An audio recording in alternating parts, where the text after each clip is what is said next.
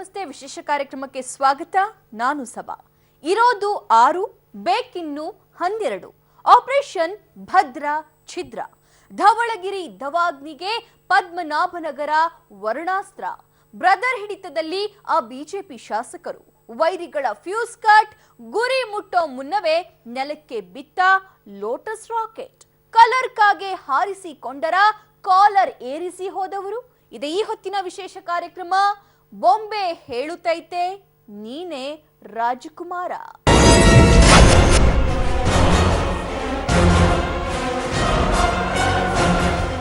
ಕರ್ನಾಟಕದ ಮತದಾರರೇ, ವೋಟ್ ಹಾಕಿದ್ರಿ. ಯಾವ್ದಾದ್ರೂ ಒಂದು ಪಾರ್ಟಿನ ಗೆಲ್ಲಿಸಿ ಬಿಟ್ಟಿದ್ರೆ ಈ ರಾಜ್ಯ ರಾಜಕೀಯದ ಪರಿಸ್ಥಿತಿ ಈ ರೀತಿ ಬಿಗಡಾಯಿಸ್ತಾ ಇರ್ಲಿಲ್ಲ. ಕಿಚಡಿ ಫಲಿತಾಂಶ ಬಂದು ಸ್ಟೇಟ್ ಪಾಲಿಟಿಕ್ಸ್ ಕೂಡ ಕಿಚಡಿ ಆಗಿ ಹೋಗಿದೆ. Operation Ganesha Chaturthi, operation Deepavali, operation new year, operation Sankranti, ಈ ಎಲ್ಲ ಡೆಡ್ ಲೈನ್ಗಳು ಡೆಡ್ ಆಗಿ ಈಗ ಆಪರೇಷನ್ ಬಜೆಟ್ ಚಾಲ್ತಿಗೆ ಬಂದಿದೆ. ಈ ಹಾವು ಏಣಿ ಆಟದಲ್ಲಿ ಅತ್ಲಾಗ್ ಹಾವು ಸಾಯ್ತಿಲ್ಲ, ಇತ್ಲಾಗ್ ಕೋಲು ಮುರಿತಾ ಇಲ್ಲ.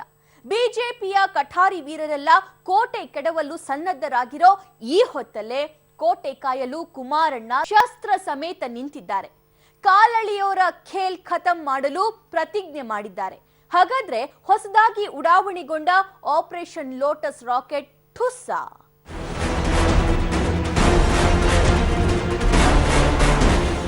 ಸ್ವತಃ ಮುಖ್ಯಮಂತ್ರಿಗಳು ನಾನು ಯಾವ ರಾಜೀನಾಮೆ ಕೊಡಬೇಕು ಅನ್ನೋದನ್ನ ಕಾಯ್ತಾ ಇದ್ದಾರೆ.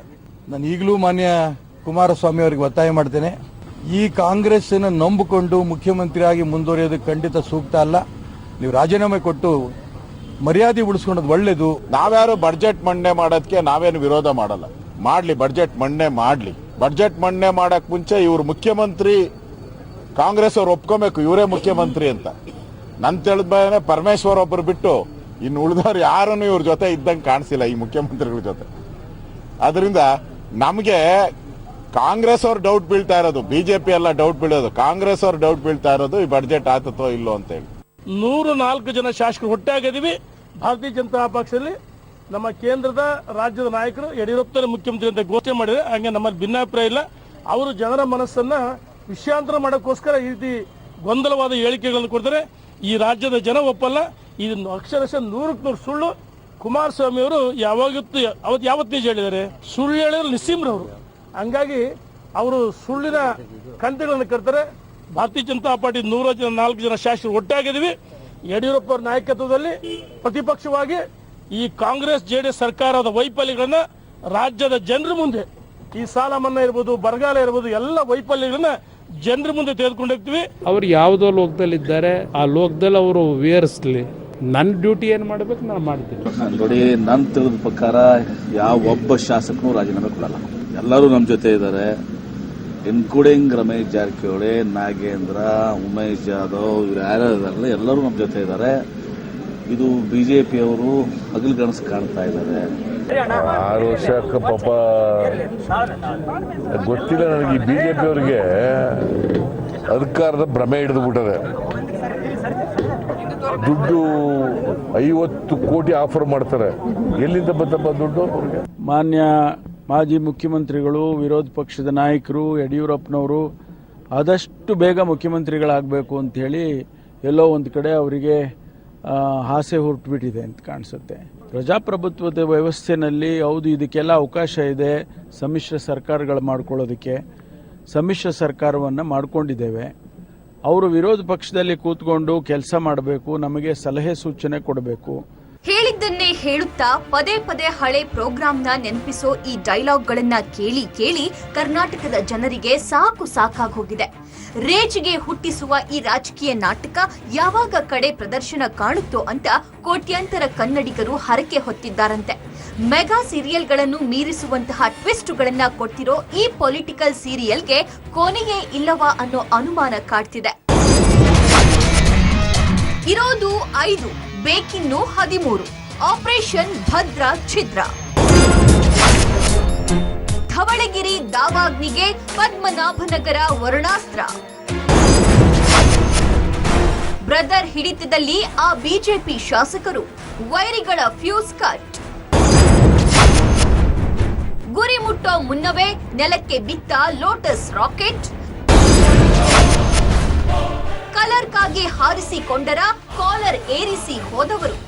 ಡಾಲರ್ಸ್ ಕಾಲೋನಿಯ ಯಡಿಯೂರಪ್ಪ ಅವರ ಮನೆ ಧವಳಗಿರಿ ಹಾಗೂ ಪದ್ಮನಾಭನಗರದ ದೇವೇಗೌಡರ ಮನೆ ಸದ್ಯ ಮಂತ್ರ, ತಿರುಮಂತ್ರ, ತಂತ್ರ, ಮರುತಂತ್ರದ ಕೇಂದ್ರ ಬಿಂದುವಾಗಿದೆ. ಯಡಿಯೂರಪ್ಪ ಅವರು ಶತಾಯಗತಾಯ ಸರ್ಕಾರ ಕೆಡುವ ಯುದ್ಧೋನ್ಮಾದದಲ್ಲಿದ್ದಾರೆ. ಇತ್ತ ಸಿದ್ದರಾಮಯ್ಯ ಜೊತೆ ಸೇರಿ ಗೌಡ್ರು ಹಾಗೂ ಕುಮಾರಸ್ವಾಮಿ ಸಿಂಹಾಸನದ ರಕ್ಷಣೆಗೆ ನಿಂತಿದ್ದಾರೆ. ಧವಳಗಿರಿಯಲ್ಲಿ ಸರ್ಕಾರವನ್ನ ಆಹುತಿ ತೆಗೆದುಕೊಳ್ಳಲು ಕಾಣಿಸಿಕೊಳ್ಳುವ ದಾವಾಗ್ನಿಗೆ ಪ್ರತಿಯಾಗಿ ಪದ್ಮನಾಭನಗರದಿಂದ ವರುಣಾಸ್ತ್ರ ಪ್ರಯೋಗವಾಗ್ತಿದೆ. ಇದರೊಂದಿಗೆ ಸಿದ್ದರಾಮಣ್ಣನ ವಾಯು ಅಸ್ತ್ರವು ಸೇರಿ ಸುಡುವ ಮುನ್ನವೇ ಬೆಂಕಿಯ ಕಿಚ್ಚನ್ನ ಆರಿಸ್ತಾ ಇದೆ. ಸರ್ಕಾರದ ಒಡಲಿಗೆ ಬೆಂಕಿ ಬೀಳೋ ಮೊದಲೇ ಅದನ್ನ ನಂದಿಸುವ ಕಾರ್ಯ ಪದೇ ಪದೇ ಆಗ್ತಾ ಇದೆ. ಈ ಬಾರಿಯೂ ಇದೇ ಚಿತ್ರಣ ಮರುಕಳಿಸುವ ಎಲ್ಲಾ ಸಾಧ್ಯತೆ ಇದೆ.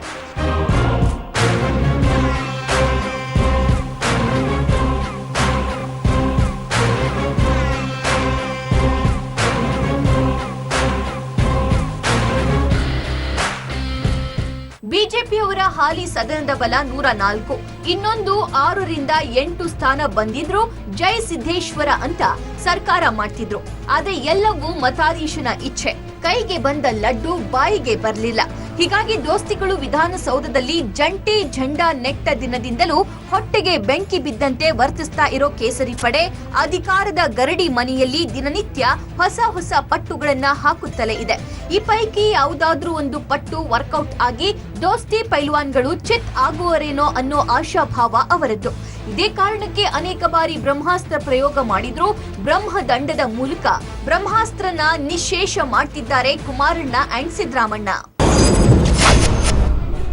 Yediyurappa tension full, Kumaranna super cool.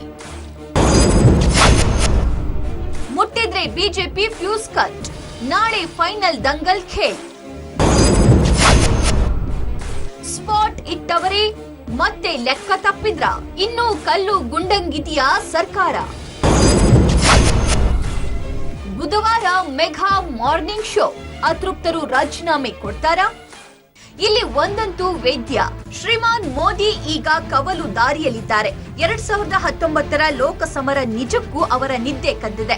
Single ಸಿಂಹ ಎದುರು ಎಲ್ಲಾ ವೈರಿಗಳು ಒಂದಾಗಿ ಮೀಸೆ ತಿರುಗುತ್ತಾ ಇದ್ದಾರೆ. ಈ ಬಾರಿ ಗೆಲುವು ಅಷ್ಟು ಸಲೀಸಲ್ಲ ಅನ್ನೋದು ಖುದ್ದು ಮೋದಿಗೂ ಮನವರಿಕೆಯಾಗಿದೆ. ಒಂದೊಂದು ರಾಜ್ಯದ ಒಂದೊಂದು ಸೀಟು ಅವರಿಗೆ ಇಂಪಾರ್ಟೆಂಟು. ಕರ್ನಾಟಕದಲ್ಲಿ ಕಾಂಗ್ರೆಸ್ ಜೆಡಿಎಸ್ ಮೈತ್ರಿ ಚುನಾವಣೆಯಲ್ಲೂ ಮುಂದುವರೆದ್ರೆ ಬಿಜೆಪಿಗೆ ದೊಡ್ಡ ಲಾಸ್ ಗ್ಯಾರಂಟಿ. ಹೀಗಾಗಿ ಆಗಿದ್ದಾಗಲಿ ಸರ್ಕಾರ ಕೆಡವೇ ಬಿಡೋಣ ಅನ್ನೋ ಲೆಕ್ಕಾಚಾರ ಮೋದಿ ಹಾಗೂ ಅಮಿತ್ ಶಾ ಅವರಲ್ಲಿದೆಯಾ? ಯಾವುದನ್ನು ಅಲ್ಲಗಳೆಯುವಂತಿಲ್ಲ. ಆದ್ರೆ ಬಿಜೆಪಿ ಅಂದುಕೊಂಡಂತೆ ಯಾವುದೂ ಆಗ್ತಿಲ್ಲ. ಅದೇ ರೀತಿ ಹಗಲಿರುಳು ಸಿಎಂ ಕುರ್ಚಿಯ ಜಪ ತಪದಲ್ಲಿರೋ ಯಡಿಯೂರಪ್ಪನವರಿಗೂ ಅಬ್ ನಹಿ ತೋ ಕಭಿ ನಹಿ ಅನ್ನೋ ಸತ್ಯ ಗೊತ್ತಿದೆ. ಇದೇ ಕಾರಣಕ್ಕೆ ಅವರ ಪ್ರಯತ್ನ ನಿತ್ಯ ನಿರಂತರ. ಅಂದಹಾಗೆ ಬಿಜೆಪಿಯ ಸಂಪರ್ಕದಲ್ಲಿ 18ಕ್ಕೂ ಹೆಚ್ಚು ಅತೃಪ್ತ ಶಾಸಕರಿದ್ದಾರೆ ಅನ್ನೋ ಸುದ್ದಿಯಂತೂ ಹರಿದಾಡ್ತಾ ಇದೆ. ಇದು ಗಾಳಿ ಸಮಾಚಾರವೋ ಅಥವಾ ತರ್ಕಬದ್ಧ ವರ್ತಮಾನವೋ ಗೊತ್ತಿಲ್ಲ. 18 ಇಲ್ಲ, 20 ಇಲ್ಲ, ಅವೆಲ್ಲ ಸುಳ್ಳು. ಗಾಳಿಪಟ ಅನ್ನೋದು ದೋಸ್ತಿಗಳ ನಿಖರ ನುಡಿ. ಆದ್ರೆ ಇಲ್ಲಿ ಬಿಜೆಪಿಯವರ ಕಾನ್ಫಿಡೆನ್ಸು ಮೆಚ್ಚಲೇಬೇಕು. ಪಿಕ್ಚರ್ ಅಭಿ ಬಾಕಿ ಹೈ ಮೇರೆ ದೋಸ್ತ್ ಅನ್ನೋದು ಬಿಜೆಪಿ ಮುಖಂಡರ ಆತ್ಮವಿಶ್ವಾಸದ ಮಾತು. ಅದರ ಬಗ್ಗೆ ಉತ್ತರ ಕೊಡೋದೇ ಅನವಶ್ಯಕ. ನಾನು ಏಕೆಂದರೆ ಅದು ಉತ್ತರ ಕೊಡ್ತಕ್ಕಂಥ ಸಬ್ಜೆಕ್ಟೇ ಅಲ್ಲ. ಅವರು ಯಾವುದೋ ಲೋಕದಲ್ಲಿದ್ದಾರೆ, ಆ ಲೋಕದಲ್ಲಿ ಅವರು ವಿವರಿಸಲಿ. ನನ್ನ ಡ್ಯೂಟಿ ಏನು ಮಾಡಬೇಕು ನಾನು ಮಾಡ್ತೀನಿ. ಕಾಂಗ್ರೆಸ್ ಅತೃಪ್ತ ಶಾಸಕರು ಬರ್ತಾರೆ ಅಧಿವೇಶನಕ್ಕೆ ಅಂತ ಸರ್, CLP ಮೀಟಿಂಗ್ ಎಲ್ಲ ನಾಳೆಯಿಂದ ಪರದೆ ಓಪನ್ ಆಗುತ್ತಲ್ಲ, ನಿಮಗೆಲ್ಲ ಸಂಪೂರ್ಣವಾದಂಥ ಮಾಹಿತಿಗಳು ದೊರಕ್ತದೆ. ನನ್ನ ಸರ್ಕಾರ ಸುಭದ್ರವಾಗಿದೆ, ಒಳ್ಳೆಯ ಬಜೆಟನ್ನು ಕೊಡ್ತೀನಿ, ನಾಡಿನಲ್ಲಿ ಒಂದು ಉತ್ತಮವಾದಂಥ ಆಡಳಿತವನ್ನು ನಡೆಸಬೇಕು ಅಂತಕ್ಕಂಥ ನಿಟ್ಟಿನಲ್ಲಿ ನಾನು ಹೊರಟಿದ್ದೇನೆ. ಅದಕ್ಕೆ ಕೆಲವರು ಪಾಪ ಅದೇನೋ ಒಂದು ನಾವು ರಥ ಎಳಿಬೇಕಾದ್ರೆ ಅದೇನೋ ಒಂದು ಗೊದಮಟ್ಟದೇನೋ ಕೊಡ್ತಾರೆ ನೋಡಿ, ಆ ಥರ ಒಂದು ಒಳ್ಳೆ ಕೆಲಸ ನಡೀತಾ ಇದ್ದಾಗ ಈ ಗೊದಮಟ್ಟೆ ಕೊಡ್ತಕ್ಕಂಥ ಸಿಸ್ಟಮ್ನ ಮಾಡ್ಕೊಂಡು ಹೊರಟಿದ್ದಾರೆ ಬಿಜೆಪಿಯವರು. ಬಟ್ ಅದನ್ನು ಉಪಯೋಗಕ್ಕೆ ಬರಲಾರ್ದು. ಬನ್ನಿ, ಕುಮಾರಣ್ಣ ಸರ್ಕಾರವನ್ನ ಅಪಾಯದ ವಲಯಕ್ಕೆ ದೂಡಲು 19 ಜನ ಶಾಸಕರು ದಂಗೆ ಏಳಬೇಕು. ಹಾಗಾದ್ರೆ ಬಿಜೆಪಿಯ ಲೆಕ್ಕಾಚಾರ ಪುಸ್ತಕದಲ್ಲಿ 19 ಜನರು ಇದ್ದಾರಾ? ಸದ್ಯಕ್ಕೆ ಅವರ ಬಳಿ 6 ಮಂದಿ ಇದ್ದಾರೆ. ಹಾಗಾದ್ರೆ ಉಳಿದ 13 ಮಂದಿನ ಎಲ್ಲಿಂದ ತರ್ತಾರೆ? ಈಗಾಗಲೇ 13 ಶಾಸಕರು ಸಿಕ್ಕಿ ಬಿದ್ದಿದ್ದಾರಾ? ಇಲ್ಲ ತೋಳ ಬಂತು ತೋಳ ಅನ್ನೋ ರೀತಿ ಇದು ಸಹ ಕಟ್ಟು ಕಥೆಯಾಗುತ್ತಾ ಅನ್ನೋದು ಬುಧವಾರ ಬೆಳಿಗ್ಗೆ 11 ಗಂಟೆ ಸುಮಾರಿಗೆ ಗೊತ್ತಾಗಲಿದೆ. ಪಿತೂರಿ, ಸಂಚು, ಮಸಲತ್ತು ಈ 3 ಅಸ್ತ್ರ ಇಲ್ಲದ ರಾಜಕೀಯ ಅಸಲಿಗೆ ರಾಜಕೀಯವೇ ಅಲ್ಲ. ಕಾಲಕ್ಕೆ ತಕ್ಕ ಕೋಲ ಎಂಬಂತೆ ಎಲ್ಲಾ ರಾಜಕೀಯ ಪಕ್ಷಗಳು ಸಮಯಕ್ಕೆ ಅನುಸಾರ ಈ ಅಸ್ತ್ರಗಳನ್ನ ಪ್ರಯೋಗಿಸ್ತಾಲೇ ಇರ್ತಾ ಇವೆ. ಕರ್ನಾಟಕದಲ್ಲೂ ಇದೇ ಆಗ್ತಾ ಇದೆ. ಹೇಗಾದ್ರೂ ಸರಿ ದೋಸ್ತಿಗಳ ಕೋಟೆ ಕೆಡವಿ ಆಧಿಪತ್ಯ ಸ್ಥಾಪನೆಗೆ ಹರಸಾಹಸ ಪಡ್ತಾ ಇರುವಂತಹ ಬಿಜೆಪಿ ನಾಳೆಗಾಗಿಯೇ ಗೌಪ್ಯ ಬ್ಲೂ ಪ್ರಿಂಟ್ ಅನ್ನ ರೆಡಿ ಮಾಡಿಕೊಂಡಿದೆ. ಬಜೆಟ್ ಅಧಿವೇಶನದ ವೇಳೆ ತಂಟೆ ತಕರಾರು ಮಾಡಲು ಸೀಕ್ರೆಟ್ ಸ್ಕೆಚ್ ಹಾಕಿದೆಯಂತೆ. ರಾಜ್ಯ ವಿಧಾನಮಂಡಲ ಅಧಿವೇಶನಕ್ಕೆ ಕ್ಷಣಗಣನೆ ಆರಂಭವಾಗಿರುವಂತೆ ರಾಜ್ಯ ರಾಜಕೀಯದಲ್ಲಿ ಮತ್ತೆ ಚಟುವಟಿಕೆಗಳು ಗರಿಗೆದರಿವೆ. ಒಂದೆಡೆ ಮುಂಬೈನಲ್ಲಿರುವ 4 ಅತೃಪ್ತ ಕಾಂಗ್ರೆಸ್ ಶಾಸಕರು ಜಂಟಿ ಅಧಿವೇಶನ ಪ್ರಾರಂಭಕ್ಕೆ ಮುನ್ನ ರಾಜೀನಾಮೆ ನೀಡಲಿದ್ದಾರೆ ಎಂಬ ಮಾತುಗಳು ಬಲವಾಗಿ ಕೇಳಿ ಬರ್ತಿವೆ. ಮತ್ತೊಂದು ಕಡೆ 4 ಕಾಂಗ್ರೆಸ್ ಶಾಸಕರು ರಾಜೀನಾಮೆ ನೀಡಿದ್ರೆ 6 ಮಂದಿ ಬಿಜೆಪಿ ಶಾಸಕರನ್ನ ಸೆಳೆಯುವ ಕಾರ್ಯತಂತ್ರ ಕಾಂಗ್ರೆಸ್ ಜೆಡಿಎಸ್ ರೂಪಿಸಿದೆ ಅಂತ ಹೇಳಲಾಗ್ತಿದೆ. ಇದಕ್ಕೆ ಪೂರಕವಾಗಿ ಬಿಜೆಪಿಯವರು ಬಾಲ ಬಿಚ್ಚಿದ್ರೆ ಫ್ಯೂಸ್ ಕಟ್ ಮೀಟರ್ ಆಫ್ ಮಾಡೋ ಎಚ್ಚರಿಕೆಯನ್ನ ಈಗಾಗಲೇ ಕುಮಾರಸ್ವಾಮಿ ಕೊಟ್ಟಿದ್ದಾರೆ. ಇಂದು ನಾಳೆ ಎಂಬ ಪತನದ ಭಯದಲ್ಲೇ 8 ತಿಂಗಳಿನಿಂದ ಸರ್ಕಾರ ನಡೆಸಿಕೊಂಡು ಹೋಗ್ತಿರುವ ಕಾಂಗ್ರೆಸ್ ಜೆಡಿಎಸ್ ಪಕ್ಷಗಳಿಗೀಗ ಬಜೆಟ್ ಅಗ್ನಿ ಪರೀಕ್ಷೆ ಎದುರಾಗಿದೆ. ಬಜೆಟ್ ಅಂಗೀಕಾರ ಆಗದೆ ಹೋದಲ್ಲಿ ಸರ್ಕಾರವನ್ನೇ ಕಳೆದುಕೊಳ್ಳುವ ಅಪಾಯವನ್ನ ಅರಿತು ಎಚ್ಚರಿಕೆ ಹೆಜ್ಜೆ ನೀಡಲು ದೋಸ್ತಿ ನಾಯಕರು ನಿರ್ಧರಿಸಿದ್ದಾರೆ. ಬಿಜೆಪಿ ಪ್ಲಾನ್ 1 ಸರ್ಕಾರ ಉಳಿಸಿಕೊಳ್ಳುವ ಪ್ರಯತ್ನದ ಜೊತೆಯಲ್ಲೇ ವಿಧಾನಸಭೆಯಲ್ಲಿ ಹಣಕಾಸು ವಿಧೇಯಕ ಅಂಗೀಕಾರವಾಗುವಂತೆ ನೋಡಿಕೊಳ್ಳುವ ತಲೆನೋವು ಸರ್ಕಾರವನ್ನ ಕಾಡ್ತಿದೆ. ಸಿಎಂ ಕುಮಾರಸ್ವಾಮಿ ಫೆಬ್ರವರಿ 8ರಂದು 2019-20ನೇ ಸಾಲಿನ ಆಯವ್ಯಯ ಮಂಡಿಸಲಿದ್ದು 15ರಂದು ಹಣಕಾಸು ವಿಧೇಯಕಕ್ಕೆ ಲೇಖಾನುದಾನ ಪಡೆಯಲಿದ್ದಾರೆ. ವಿಧೇಯಕಕ್ಕೆ ಒಪ್ಪಿಗೆ ಪಡೆಯುವುದೀಗ ಮುಂದಿರುವ ದೊಡ್ಡ ಸವಾಲು. ಬಜೆಟ್ ಅಂಗೀಕಾರವಾಗದೆ ಬೊಕ್ಕಸದಿಂದ 1 ಪೈಸಾ ಖರ್ಚು ಮಾಡಲು ಸಾಧ್ಯವಿಲ್ಲವಾದ್ರಿಂದ ಮೈತ್ರಿ ಸರ್ಕಾರ ಎಚ್ಚರಿಕೆಯ ಹೆಜ್ಜೆ ಇಡಬೇಕಾಗಿದೆ. ಅವಿಶ್ವಾಸ ಮಂಡನೆ ಅವಕಾಶವನ್ನ ಕಾಯ್ದಿರಿಸಿಕೊಂಡು ಬಜೆಟ್ ಬಿದ್ದು ಹೋಗುವಂತೆ ನೋಡಿಕೊಳ್ಳಲು ಇರುವ ಅವಕಾಶವನ್ನ ಬಿಜೆಪಿ ಬಳಸಿಕೊಳ್ಳಬಹುದೆಂಬ ಅನುಮಾನವೂ ಸರ್ಕಾರದಲ್ಲಿ ಇಮ್ಮಡಿಗೊಳ್ತಿದೆ. ಬಜೆಟ್ ವಿಧಾನಸಭೆಯಲ್ಲಿ ಒಪ್ಪಿಗೆ ಪಡೆದುಕೊಳ್ಳುವುದು ಅತ್ಯಂತ ಮುಖ್ಯ. ವಿಧಾನ ಪರಿಷತ್ನಲ್ಲಿ ಬಿದ್ದು ಹೋದರೂ ಸಹ ಮತ್ತೆ ವಿಧಾನಸಭೆಯಲ್ಲಿ ಒಪ್ಪಿಗೆ ಪಡೆಯಬಹುದು. ಒಂದೊಮ್ಮೆ ಬಜೆಟ್ ಅಂಗೀಕಾರವಾಗದಿದ್ರೆ ಸರ್ಕಾರವೇ ಬಿದ್ದು ಹೋದಂತೆ.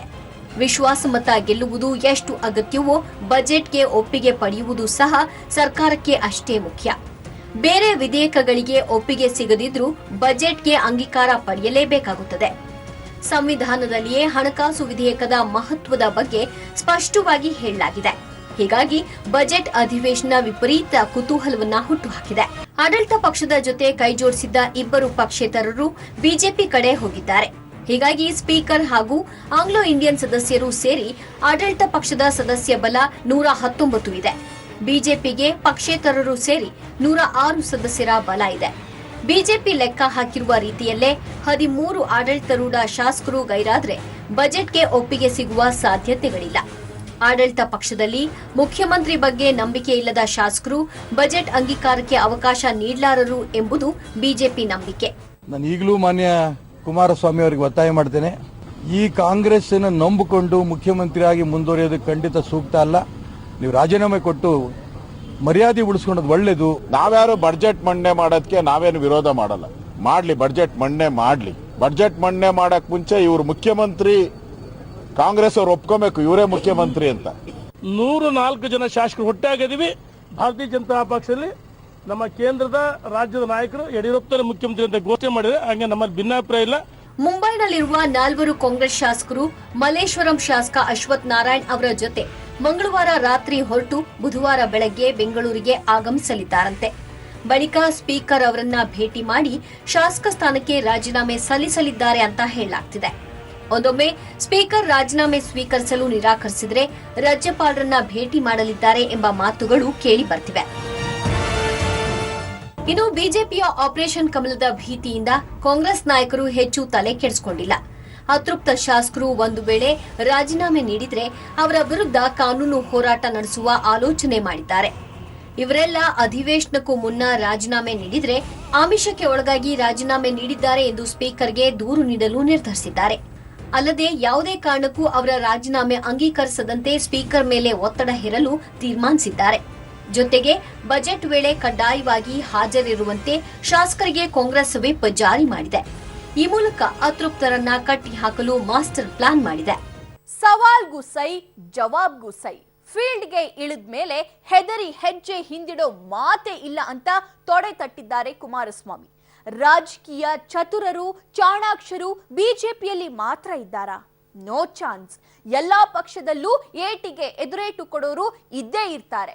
ಇದೇ ಕಾರಣಕ್ಕೆ ಸಖತ್ ಕೂಲ್ ಆಗಿರೋ ಕುಮಾರಸ್ವಾಮಿ ಅವರು ನನ್ ತಂಟೆಗೆ ಬಂದ್ರೆ ತಟ್ ಬಿಡ್ತೀನಿ ಅಂತ ಆವಾಜ್ ಹಾಕ್ತಿದ್ದಾರೆ. ಏಟಿಗೆ ಎದುರೇಟು, ತಂತ್ರಕ್ಕೆ ಪ್ರತಿತಂತ್ರ. ಕಾದು ನೋಡು, ಬೇಟೆಯಾಡು ಸೂತ್ರ. ತಮ್ಮದು ಕೊಳ್ಳೆ ಹೊಡೆದ ಮೇಲೆ ಕೋಟೆ ಬಾಗಿಲು ಮುಚ್ಚೋ ಜಾಯಮಾನವಲ್ಲ ಅನ್ನೋ ಸಂದೇಶವನ್ನ ಸಿಎಂ ಕುಮಾರಸ್ವಾಮಿ ಪದೇ ಪದೇ ಕೊಡುತ್ತಲೇ ಬಂದಿದ್ದಾರೆ. ಸಿದ್ದರಾಮಣ್ಣ ಹಾಗೂ ಕುಮಾರಣ್ಣ ಮಧ್ಯೆ ಅದೆಷ್ಟು ಹೊಂದಾಣಿಕೆ ಇದೆಯೋ ಇಲ್ವೋ ಗೊತ್ತಿಲ್ಲ. ಆದ್ರೆ ಮೈತ್ರಿ ಸರ್ಕಾರದ ಅಸ್ತಿತ್ವಕ್ಕೆ ಧಕ್ಕೆ ಉಂಟಾದಾಗಲೆಲ್ಲ ಇಬ್ರು ಮನಭೇದ ಮರೆತು ಆಪತ್ ಬಾಂಧವರಾಗಿದ್ದಾರೆ. ಬಜೆಟ್ ಅಧಿವೇಶನದ ವೇಳೆ ಏನಾಗುತ್ತೋ ಏನೋ ಎಂಬ ಬಿಸಿ ಬಿಸಿ ಚರ್ಚೆ ನಡೀತಾ ಇದ್ರು ದೋಸ್ತಿ ಪಾಳ್ಯ ಮಾತ್ರ ಕಿಂಚಿತ್ ವಿಚಲಿತವಾಗಿಲ್ಲ. ಇದಕ್ಕೆ ಕಾರಣ ರಿವರ್ಸ್ ಆಪರೇಷನ್ ಅಸ್ತ್ರ. ಆಪರೇಷನ್ ಲೋಟಸ್ಗೆ ರಿವರ್ಸ್ ಆಪರೇಷನ್. ಲಿಸ್ಟ್ ರೆಡಿ ಇದೆ, ಸಿಎಂಗೆ ನೋ ಟೆನ್ಷನ್. ಸದ್ಯದ ಮಟ್ಟಿಗೆ ದೋಸ್ತಿಗಳ ಶಸ್ತ್ರಾಗಾರದಲ್ಲಿ ವೈರಿಗಳ ಅಡ್ಡ ಸ್ಫೋಟಿಸಲು ಡಬಲ್ ಮಿಸೈಲ್ ಸಿದ್ಧವಿದೆ. ಈ ಪೈಕಿ ಮೊದಲನೆಯದ್ದು ರಿವರ್ಸ್ ಆಪರೇಷನ್ ಮಿಸೈಲ್. ಹೌದು, ಬಿಜೆಪಿಯ 5 ಶಾಸಕರನ್ನೇ ಹೈಜಾಕ್ ಮಾಡಲು ದೋಸ್ತಿ ಪಡೆ ನಿರ್ಧರಿಸಿದೆಯಂತೆ. ಬಿಜೆಪಿಯ 5 ಶಾಸಕರಿಗೆ ಸಚಿವ ಸ್ಥಾನದ ಆಮಿಷ ಒಡ್ಡಲಾಗಿದೆಯಂತೆ. ಆ 5 ಶಾಸಕರು ಇದಕ್ಕೆ ಓಕೆ ಅಂದಿದ್ದಾರಂತೆ. ಮೈಸೂರು, ಚಾಮರಾಜನಗರ, ಚಿಕ್ಕಮಗಳೂರು, ಉತ್ತರ ಕನ್ನಡ ಹಾಗೂ ಕೊಪ್ಪಳ ಜಿಲ್ಲೆಯ ತಲಾ ಒಬ್ಬ ಬಿಜೆಪಿ ಶಾಸಕರು ಬಲೆಗೆ ಬಿದ್ದಿದ್ದಾರೆ ಅನ್ನೋದು ಲೇಟೆಸ್ಟ್ ನ್ಯೂಸ್. ಒಂದು ವೇಳೆ ಕಾಂಗ್ರೆಸ್ನ 4 ಅತೃಪ್ತರು ರಾಜೀನಾಮೆ ಕೊಟ್ರೆ ಇದಕ್ಕೆ ಪ್ರತಿಯಾಗಿ ಬಿಜೆಪಿಯ 5 ಶಾಸಕರಿಂದ ರಿಸೈನ್ ಮಾಡಿಸೋ ತಂತ್ರವನ್ನ ದೋಸ್ತಿಗಳು ಹೆಣೆದಿದ್ದಾರೆ. ಯಾವುದಕ್ಕೂ ಜಗ್ಗದೆ ಬಗ್ಗದೆ ಅತೃಪ್ತರು ರಾಜೀನಾಮೆ ನೀಡಿದ್ದೇ ಆದ್ರೆ ಅವರ ವಿರುದ್ಧ ಮುಲಾಜಿಲ್ಲದೆ ಪಕ್ಷಾಂತರ ನಿಷೇಧ ಕಾಯ್ದೆ ಬಳಸುವುದು ದೋಸ್ತಿಗಳ ಮತ್ತೊಂದು ಮಿಸೈಲ್. ಈ 2 ಪ್ರಬಲ ಮಿಸೈಲ್ಗಳು ದೋಸ್ತಿಗಳ ಶಸ್ತ್ರಾಗಾರದಲ್ಲಿ ಭದ್ರವಾಗಿ ಇರೋದ್ರಿಂದಲೇ ಕುಮಾರಸ್ವಾಮಿ ಟೆನ್ಷನ್ ಇಲ್ಲದೆ ಬಜೆಟ್ ಕಾರ್ಯದಲ್ಲಿ ಬ್ಯುಸಿಯಾಗಿದ್ದಾರೆ. ಇದುವರೆಗೂ ದೇಶದ ಯಾವುದೇ ರಾಜ್ಯದಲ್ಲೂ ಬಜೆಟ್ ಬಿದ್ದು ಹೋಗಿರುವ ಉದಾಹರಣೆ ಇಲ್ಲ. ಎಲ್ಲ ಸಂದರ್ಭದಲ್ಲೂ ಪ್ರತಿಪಕ್ಷಗಳು ಸಹಕಾರ ನೀಡುತ್ತಲೇ ಬಂದಿವೆ. ಆದ್ರೆ ರಾಜ್ಯದಲ್ಲಿ ಈಗಿನ ರಾಜಕೀಯ ಪರಿಸ್ಥಿತಿ ವಿಭಿನ್ನವಾಗಿರುವುದರಿಂದಲೇ ಅನುಮಾನ ಹೆಚ್ಚಾಗಿದೆ. ಬಜೆಟ್ ಬಿದ್ದು ಹೋದ್ರೆ ಸರ್ಕಾರವೇ ಅಸ್ತಿತ್ವ ಕಳೆದುಕೊಳ್ಳುತ್ತದೆ. ಆದ್ರೆ ಈ ಸಂದರ್ಭದಲ್ಲಿ ಗೈರು ಹಾಜರಾಗುವ, ವಿರುದ್ಧ ಮತ ಹಾಕುವ ಸದಸ್ಯರು ಅನರ್ಹತೆಗೆ ಒಳಗಾಗ್ತಾರೆ. ಇದುವರೆಗೂ ಬಜೆಟ್ ಅಂಗೀಕಾರವಾಗದ ಉದಾಹರಣೆಗಳಿಲ್ಲ. ಹೀಗಾಗಿ ಈ ಬಾರಿಯೂ ಸರ್ಕಾರ ಸೇಫ್ ಅನ್ನೋದು ರಾಜಕೀಯ ವಿಶ್ಲೇಷಕರ ವಿಶ್ವಾಸ. ಪ್ರಸ್ತುತ ಬಿಜೆಪಿ ಕೈಯಲ್ಲಿ 4 ಅತೃಪ್ತ ಶಾಸಕರು ಹಾಗೂ 2 ಪಕ್ಷೇತರರು ಸೇರಿ 6 ಜನ ಇದ್ದಾರೆ. ಸರ್ಕಾರ ಕೆಡವಲು ಇನ್ನೂ 12 ಶಾಸಕರ ಅವಶ್ಯಕತೆ ಇದೆ. 12ರ ಹುಡುಕಾಟದಲ್ಲಿರೋರಿಗೆ 2-3 ಸಿಕ್ಕಿರಬಹುದು. ಓಕೆ ಅಂದಿರೋ 2-3 ಕೂಡ ನಾವು ಬರೋಕೆ ರೆಡಿ, ಆದ್ರೆ ಉಳಿದ 10 ಅತೃಪ್ತ ಶಾಸಕರ ಲಿಸ್ಟ್ ಕೊಡಿ ಅಂತಿದ್ದಾರಂತೆ. ಹೀಗಾಗಿ ಈ ಬಾರಿಯೂ ಬಯಸಿದ ನಂಬರ್ ಬಿಜೆಪಿಗೆ ಸಿಕ್ಕಿಲ್ಲ ಅನ್ನೋದು ತಾಜಾ ಉದಾಹರಣೆ. ರಾಜ್ಯ ರಾಜಕೀಯ ಕ್ಷಣ ಕ್ಷಣಕ್ಕೂ ರೋಚಕ ತಿರುವು ಪಡೆದುಕೊಳ್ತಾ ಇದೆ. ಬಜೆಟ್ ಅಧಿವೇಶನದಲ್ಲಿ ಏನಾಗುತ್ತೋ ಏನೋ ಅನ್ನೋ ಆತಂಕದ ಛಾಯೆ ಆವರಿಸ್ಕೊಂಡ್ಬಿಟ್ಟಿದೆ. ಇವೆಲ್ಲದಕ್ಕೂ ಬಜೆಟ್ ಅಧಿವೇಶನದಲ್ಲೇ ತೆರೆ ಬೀಳುತ್ತಾ, ಅಥವಾ ಮುಹೂರ್ತ ಚೇಂಜ್ ಆಗುತ್ತಾ, ಅಥವಾ ಇದೂ ಕೂಡ ಠುಸ್ ಆಗುತ್ತಾ? ಕಾದ್ ನೋಡ್ಬೇಕಾಗಿದೆ. ಇದಾಗಿತ್ತು ಇವತ್ತಿನ ವಿಶೇಷ ಕಾರ್ಯಕ್ರಮ. ನೆನ್ಪಿರ್ಲಿ, ನ್ಯೂಸ್ ಅಂದ್ರೆ ಪಬ್ಲಿಕ್ ಟಿವಿ.